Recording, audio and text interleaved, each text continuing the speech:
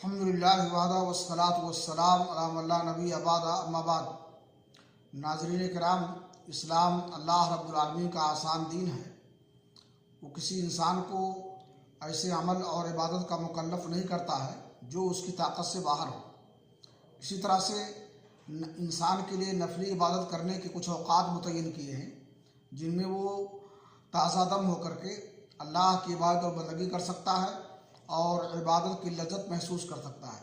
सही बुखारी शरीफ की हदीस है, रसूल अकरम सल्लल्लाहु अलैहि वसल्लम ने फरमाया, इन्नद्दीना युस्रुन वलन युशाद्दद्दीन अहदुन इल्ला गलबा फसद्दिदू व कारिबू व अबशिरू वस्तईनु बिलगदवति वर्रौहति वशय्इ मिन अद्दुल्जा।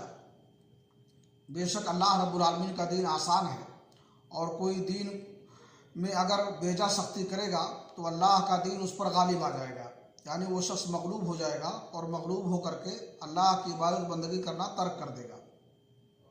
लिहाजा तुम मियाना रवि इख्तियार करो और अगर अफजल अमल ना कर सको तो उसके करीब, उसके नज़दीक रहो और अल्लाह रब्बुल आलमीन से अजर व सवाब की उम्मीद रखते हुए खुश हो जाओ और अल्लाह रब्बुल आलमीन की इबादत सुबह शाम और रात के कुछ हिस्से में कर करके उसकी मदद हासिल करो।